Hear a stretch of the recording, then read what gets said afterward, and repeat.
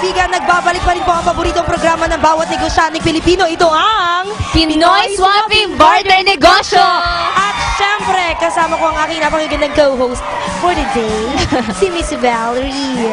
At Miss Valerie, I'm giving you the chance to introduce our guest for the day. Sino ba itong dalawang gwapitong lalaking katabi natin dito sa gitna natin? Oo, syempre, Miss Mean, kasama natin dito si Toff Salcedo, Digital Marketer CEO Pinas. And we also have Bobby Shampoo Barcelano. He's a commercial photographer and Shampoo Shots Creative Studio. Yun yung name ng inyong business. Shampoo talaga. Pero yan, ikaw talaga, Miss Valerie, ha? Yun talaga yung iniisip mo, ha? Akala ko off-cam mo lang yung sinasabi. Pero ito na nga, syempre, unahin natin, Miss Valerie, kung sino ba ang, kung ano ba ang ipinunta at dahilan kung bakit nandito itong si Sir Toff Salcedo ng Digital Marketer si Pinas. Sir Toff, ano po bang ng ating business? Tungkol sa ating business? Good morning. Yes. Again, that's Toff Salcedo, and I'm from SEO Pinas. SEO. Yes, that is Search Engine Optimization Pinas. Basically, what we do is we help mga businesses and professionals to market themselves sa iba't ibang mga digital channels like internet, mobile, email. So lahat 'yon ginagamit namin to market their products and services. Sir, yung pagganito nga, kasi di ba ang dami-daming business na ang nag-o-offer ng ganito, na tumutulong mag-market, lalong-lalo na yung mga businesses nila, especially yung mga nagsisimula pa lamang. Yes. Anong nai-offer po ng SEO sa ating mga kababayan na nais kumuha ng inyong serbisyo? Well, pinipilit namin na i-offer sa pinaka-affordable na price, lalo doon sa mga, we target SMEs kasi, especially yung mga nasa province na magaganda yung mga products and services nila. We give them parang chance to compete with the big brands sa lahat ng mga digital channels na to. Miss Valerie, do you have any questions? Kasi I think, Miss Mean, trend. Sige, kaya mo yan. Yung trend natin ngayon is digital marketing talaga. And that's social media, Facebook, Twitter. Yun, I think, yun yung ginagawa nyo. Tama ba? Yes, it's isa sa mga channel na ginagamit talaga namin. Ang mahal for us. Yeah. Actually, tama yung aking kapartner dito today na ang dami-daming nag-iisip na ang social media usage ng marketing napakamahal. Especially, di ba, katulad na lang sa Facebook. Pag nag-post ka doon ng halimbawa ng serbisyo mo o ng produkto mo, may bayad. Through credit card pa. So, lahat ng tao, hindi educated sa ganitong klase ng type of business. Kaya, pwede bang further explanation pa para sa ating business niya? Well, unang-una, hindi mahal mag-market ng products and services sa social media, especially through Facebook and Twitter. Kasi, this is a marketing channel na kahit sino is pwedeng pwede nilang gawin or gamitin sa business nila. Kailangan nilang just the normal thing that we do, parang kung paano tayo mag-interact, kung paano tayo mag-engage sa mga friends natin, pagka sa mga personal accounts natin. Ganyan din naman Kasi main goal ng social media marketing is to convert these friends, fans, and followers into buying clients and customers. Right. Oo nga naman. Pero paano yan? Paano marireach ng ating mga kababayan yung inyong serbisyo? Kailangan ba nilang, meron ba itong kailangan magbayad sa credit card? Or personal ba dapat magbayad para makapagpa-advertise gamit ang inyong serbisyo? Hindi naman. We accept different payment gateway. Pwedeng personal, pwedeng credit card, bank, kahit ano pwede. So, do you have yung sariling web page para doon nila kayo makokontakt para dun sa ganitong klase ng service? You can reach me. Just search, since I'm a search marketer, just search my name sa net, Toff Salcedo, and lalabas na doon lahat ng mga information tungkol yung sa mga services na kaya mong i-offer. Yes. Miss Valerie, do you have any questions? Yes. How about managing? Kasi I think easy madali lang mag-Facebook, mag-Twitter, but I think it's the managing of those accounts for those people. And the second one is you also do website revamping, correct? So, napakamahal sa ibang kumpanya. And sa'yo ba? Is it more Baka for- pwede ba natin nga? Siyempre, lahat ng Ex-deal. viewers natin, hindi muna yon. Pero, di ba, lahat ng viewers natin, gusto munang malaman. Pwede ba nating banggitin kung ano yung mga values na yun? Kung halimbawa, magkano ba yan? Magkano yung siguro yung pinakamura na lang. Pinakamura, kaya namin kayong bigyan ng isang website for 3,000 pesos. 3,000 lang? Wow. Pakigawan nga ako ng website. May honest pa sa TV fanpage. Shalom. Pero yun na, di ba 3,000 yon? Ano yung mga kayang i-offer nung web na yon? Nung page na yon? Ano na yun? Dynamic na yun. Interactive naman. Yes, dynamic na siya. Pwede mong, ikaw personally, hindi mo kailangan na matuto ng programming para i-update yung mga content mo. Pwede kang maglagay ng mga banners na sarili mong designs or kahit anong mga announcement dun sa site na yun. And pwede mong integrate din yun sa mga social media accounts mo. Oh, diba? Okay, so kahit masakit mang tanong ito, magkano naman kung yung pinakamahal na service nyo? And kung ano yung difference niya dun sa ano, siguro estimated value na lang na ano na you can reach up to what Kasi value? yung pinakamahal na website na ginawa, hindi naman totally kami. I mean, involved ako is around mga $17,000. So that would Dollars. parang more or Sana hindi less ko na lang it's a tinanong. million pesos. Meron nga. Meron. Mahal ah.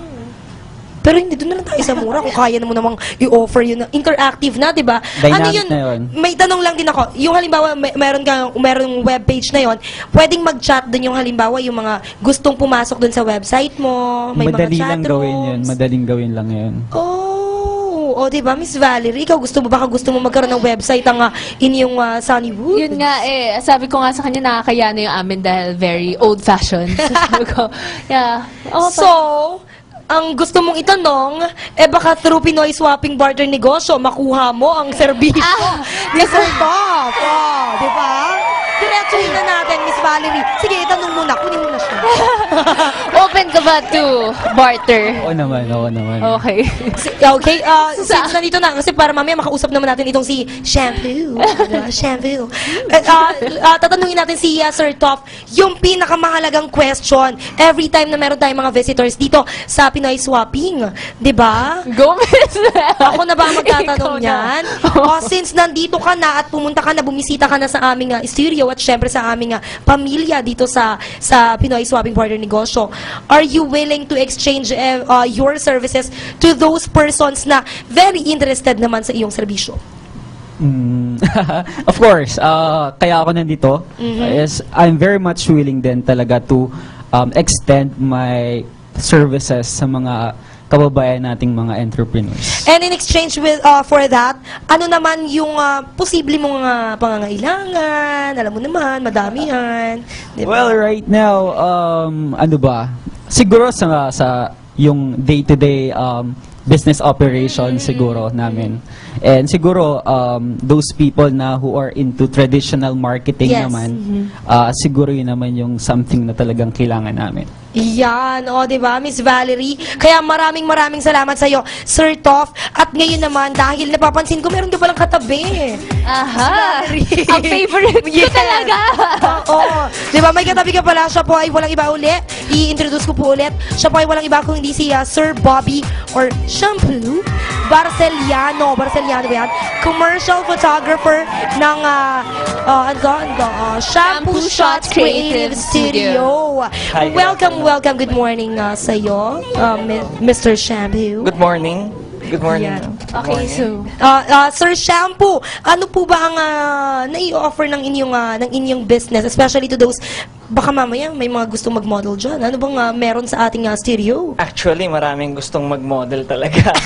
Ang daming gustong magpakuha. Pero well, basically, aside from modeling kasi, talagang I cater all sorts of photography. Oh. So since in-demand ang photography ngayon, I'm one of, well, not pioneers, pero I've been doing photography for 8 years na. 8 years na. Alam mo kasi, Miss Valerie and Sir Toff, ang photography, since dahil ang dami-dami na po nating, halos lahat na lang may camera eh. Yeah. Masasabi mo ba, Sir Shampoo, na lahat may karapatang maging photographer o kailangan mo talagang meron ka talagang skills para maging katulad mong photographer, maging katulad mong professional photographer? Well, nowadays kasi, kapag may gustong bumili, for example, napadaan ng mall, and they have cash. So basically, they bought DSLR. Yeah. So basically, kinabukasan, photographer na ako eh. Oo. So, madali lang. Madali. Pero, ang magpo-prove lang kasi doon sa'yo, yung mga works mo, yung mga shots mo, it will all speak for you eh. Oo nga, 'di ba? Kasi halos ang dami dito talagang nagpapaka-photographer lang. 'Di ba? Tatamaan ako Oo, maski nga cellphone lang minsan feeling mo na photographer ka na, 'di ba? Actually, minsan nga nahihiya na ako, kaya cellphone na lang dinadala ko. Ay, susyalan. Hindi naman masyadong malakas ang hangin dito. Hindi, joke lang.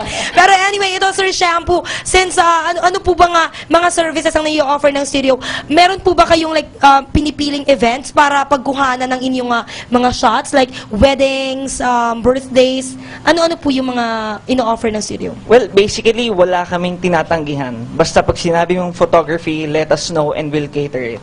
So basically, from commercials, foods, fashion, events, it's either wedding, debuts, or etc. Marami. Since, Miss Valerie, tatanungin ko na rin since malapit na mag-June, and it's wedding season, di ba? Ang June. Medyo tatanungin ko lang, magkano ba yung ano? Malapit yata Hindi yung mga packages, hindi naman yung tungkol lang sa weddings, pero yung mga packages na offer ng ating studio, baka syempre gustong malaman ng ating mga televiewers at kung ano-ano yung mga promos na meron kayo. Well, basically, for us kasi, halos everyday is a promo. Ooh. So, we give discounts talaga for our clients. So, siguro, ang pinaka lowest rate na ibibigay namin sa mga clients namin is mga 15,000. Pero depende yon sa mga services na diba? Yes. Included doon. Yes, depende sa package. Oh, Miss Valerie. I think that nag-usap nga kami during the break and sabi nga niya na he's very flexible kasi mga kaibigan, Plastic man. So, kasi he does talaga yung mga sikat talaga na big companies. Hindi ako mag-mention ng name, but sabi niya kanina, gusto niya to go more to SMEs. So, he's willing to bring the price lower. Diba, syempre, yung sinasabi mong mga sikat na, siguro yung isa yan, kilalang fast food dyan. Alam na nila yan. Hindi natin kailangan sabihin, diba? Pero, ayan nga, pwede niyang maibigay ng mas mababang presyo ang ating serbisyo. Pero since, Sir Shampoo, dahil nandito ka na, parang pwede nang ma-avail ng ating mga kamiyembro dito sa Barter ang inyong serbisyo. Through Barter, bakit po kayo nito and paano kayo na-convince ni Sir Bart na mapasali sa ating family of Barters? Shalan. Go. Well, basically, kasi ganito eh. First and foremost, I really want to help SMEs. So basically, kumbaga, since nakita ng mga large corporations na mababa yung offer ko, well, okay lang. Pero I really target SMEs kasi I wanted to help them climb up. So basically, kapag tumaas sila, I'm a part of them. Maganda nga namang feeling I'm a part of their growing family. Parang gano'n. Pero ayan, are you willing na, ito na ang ating $1 million question, diba? Are you willing na to exchange your services, especially ngayon na nandito ka na sa Pinoy Swapping Barter family? Yes, I'm willing. Yes, I do. I'm willing. Yes, diba? You're willing and yes. Ano-ano ba yung mga services na interesado ka na baka posibleng maibigay ng ating mga kapamilya dito sa ating Pinoy Swapping? Well, basically, yung mga basic necessities naman when it comes to photography. Alam mo na. How about my Magastos. Paano yung Nagugutom aking ka, rice? diba? May rice. Oo. Willing ka ba for my bigas harvesters? Diba? Nag-usap na kami, diba? Yes, actually, nag-usap na Oo, kami. And nag-usap na I kami. didn't say no to her. Uy, sosyala. Sabi, I use harvesters. Diba, sosyalan? Lalong-lalo na, dahil nandito ka na sa RHTV, baka pwede mo na rin ang media mileage ng iyong studio. Yes, no problem. Diba? Yes. Baka kailangan mo din ng, syempre, ng tulong ng RHTV. Okay, magpo-post na ako ngayon. Joke lang. Sayang, wala ka lang camera. Sayang lang. Pero ayan, maraming salamat sa'yo, Sir Toff and Sir Shampoo for Thank you. giving us your services and nasumali kayo sa Pinoy Swapping Barter family. Yes, diba? Thank you so much. Thank you so much and see you soon kung magiging partners na tayo dito. Diba? Kaya, Miss Valerie, maya-maya lamang makakasama naman natin ang ating mga susunod pang guests. Bali-balita ko ay magaganda itong mga makikita natin, makakasama natin later. Dahil may nakikita na ako ngayong magagandang babae. Diba? Kaya mga friends, dahil nakausap na natin ang sikat na photographer dito at syempre ang website developer na katabi ko, maya-maya lamang dalawang magagandang babae naman ang makakasama namin. Sa pagbabalik po ng paboritong programa ng bawat negosyaryong Pilipino, ito ang Pinoy Swapping Barter Negosyo! Ayun!